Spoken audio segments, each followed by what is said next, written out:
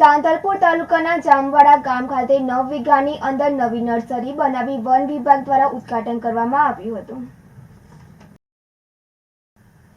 પાટણ જિલ્લાના સાંતલપુર તાલુકાના જામવાડા ગામ ખાતે નોર્મલ રેન્જ વન વિભાગ પાટણ દ્વારા નવી નર્સરી બનાવી જિલ્લા વન અધિકારીની ઉપસ્થિતિમાં ઉદ્ઘાટન કરવામાં આવ્યું હતું।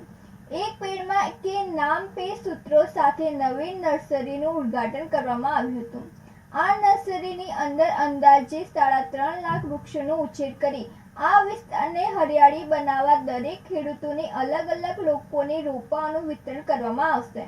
આ ઉદ્ઘાટન પ્રસંગે જિલ્લા વન અધિકારી બિંદુબેન પટેલ, વારાઈ વન વિભાગ અધિકારી અનિલભાઈ ચૌધરી, ફોરેસ્ટર તારીફ ખાન સિંધી, અજીતભાઈ ઠાકોર, દિનેશભાઈ સિંધવ, RA4 વારાઈ, હિમલભાઈ પટેલ, દિનેશભાઈ પ્રજાપતિ, પ્રતીક્ષાબેન, ભારુભાઈ, વન વિભાગ પૂર્વમાં કર્મચારી, કુંભાભાઈ વાઘેલા, ભાજપ નેતા, અન્ય મહાનુભાવોની ઉપસ્થિતિની અંદર વૃક્ષારોપણ કરી ભવ્ય ઉદ્ઘાટન કરવામાં આવ્યું હતું।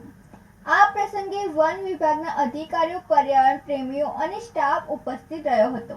આ પ્રસંગે 350 વૃક્ષોનું વાવેતર પણ કરવામાં આવ્યું હતું। ભરત સથવારા સાથે નંદિની જોશી, સિટી ન્યૂઝ સાંતલપુર। સંયુક્ત કિસાન મોરચા દિલ્હીના ભાગ તરીકે ગુજરાત કિસાન સભાની અરવલ્લી જિલ્લા સમિતિ તરફથી જુદી જુદી માંગણીઓને લઈને સાંસદ શોભનાબેન બારૈયાને વડાપ્રધાન નરેન્દ્રભાઈ મોદીને સંબોધન કરતું આવેદનપત્ર આપવામાં આવ્યું હતું। આજ રોજ સંયુક્ત કિસાન મોરચા દિલ્હીના ભાગ તરીકે ગુજરાત કિસાન સભાની અરવલ્લી જિલ્લા સમિતિ તરફથી જુદી જુદી માંગણીઓને લઈને અરવલ્લી સાબરકાંઠાના સાંસદ શોભનાબેન બારૈયાને વડાપ્રધાન નરેન્દ્રભાઈ મોદીને સંબોધન કરતું આવેદનપત્ર તેમના નિવાસ સ્થાને આપવામાં આવ્યું હતું। આ સમયે સાબરકાંઠા અને અરવલ્લી જિલ્લાના 10 થી 15 કાર્યકર્તાએ હાજર રહીને આવેદનપત્ર આપવામાં આવ્યું હતું અને આ આવેદનપત્રમાં જણાવ્યું હતું કે દેશના 500 થી વધારે ખેડૂતને ખેત મજૂરના સંગઠનોને જુદી જુદી માંગણીઓ માટે એટલે કે ખેડૂતોને પોષણક્ષમ ભાવ મળે તે માટે MSP નો કાયદો બનાવો, વીજ બિલ 2020 પાછું ખેંચો, ખેડૂતો અને ખેત મજૂરોને માસિક વૃદ્ધ પેન્શન આપો અને ખેડૂતો તેમજ ખેત મજૂરોના દેવા માફ કરો, દેવા મુક્ત કરો તેવી માંગણીઓને લઈને દિલ્હી રેલી યોજવામાં આવી હતી। તે સમયે દિલ્હીની ચારે બોર્ડર ઉપર ખેડૂતોને રોકી લેવામાં આવ્યા હતા અને તે સમયે ચાલેલા લાંબા ઐતિહાસિક આંદોલન પછી મોદી સરકારે જે સમાધાન કર્યું હતું અને તારીખ 11/12/2021ના રોજ કેન્દ્રીય કૃષિ સચિવ દ્વારા લેખિત સમાધાનથી આંદોલન સ્થગિત કરવામાં આવ્યું હતું। તે વાતને ઘણો બધો સમય થવા આવ્યા છતાં સદસ્ય સમાધાનનો અમલ મોદી સરકાર દ્વારા કરવામાં આવ્યો નથી, જેથી કેન્દ્ર સરકારે આપેલ વચન પૂર્ણ કરવા અને માંગણીઓ પૂરી કરવા માટે સંયુક્ત કિસાન મોરચા તરફથી 10 જુલાઈના રોજ મીટિંગ યોજી ખેડૂતોના પ્રાણ પ્રશ્નો અન્વયે NBA સરકારને આવેદનપત્ર મોકલવાનું નક્કી કર્યું હતું, જેમાં અનુસંધાને આજે સાંસદને તેમના નિવાસ સ્થાને પ્રાંતિજ મુકામે ગુજરાત કિસાન સભાના અરવલ્લી અને સાબરકાંઠા જિલ્લાના કાર્યકર્તાઓએ આવેદનપત્ર આપ્યું હતું અને તેમાં 4 માંગણીઓ મુખ્ય હતી।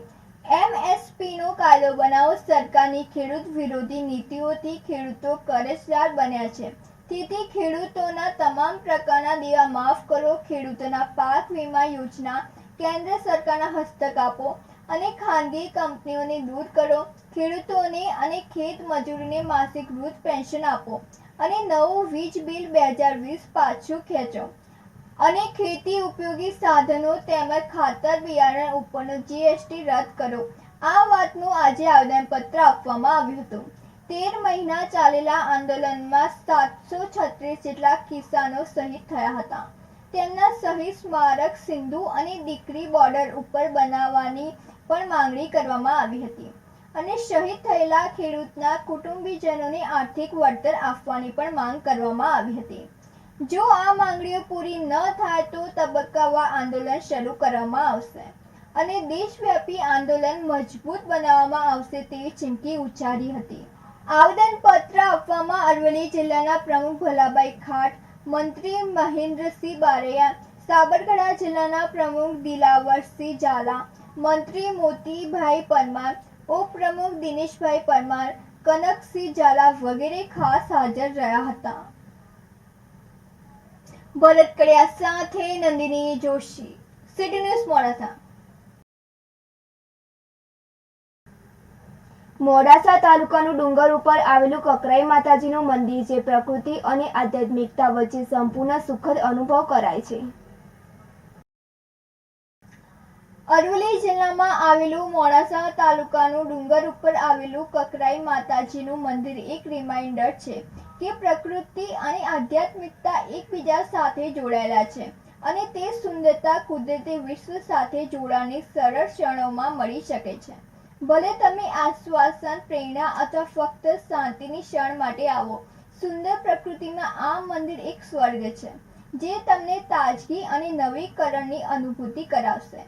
ઊંચા વૃક્ષો અને સુંદર ડુંગરોથી ઘેરાયેલી એક લીલીછમ ટેકરી ઉપર એક શાંત મંદિર આવેલું છે જે પ્રકૃતિ અને આધ્યાત્મિકતા વચ્ચે સંપૂર્ણ સુખદ અનુભવ કરાવે છે. આ મનોહર કુદરતી વાતાવરણ આસપાસ શ્રદ્ધાના વાતાવરણ સાથે એકીકૃત થઈને સુંદરતાનો પુરાવો આપે છે. જેમ જેમ તમે મંદિરની નજીક જાઓ છો તેમ સુંદર વૃક્ષો અને પક્ષીઓનો કલરવ શાંતિની ભાવના જગાવે છે. મંદિરનું પ્રવેશ દ્વાર પગથિયાથી ચઢાય છે અને ઉપર જતા અરવલ્લીના અનેક ગામડાઓની સુંદર આકૃતિઓ નજરે પડે છે.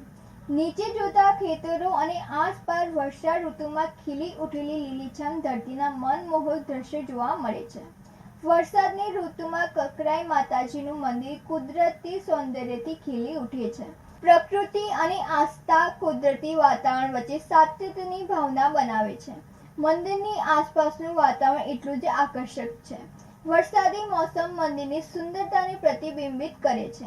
આસ્થા અને વિશ્વાસનું પ્રતીક માતાજીનું મંદિર આહલાદક પ્રકૃતિની સુંદરતાથી ભક્તોને નવાજે છે. ભરત કડિયા સાથે નંદિની જોશી, સિટી ન્યૂઝ મોડાસા.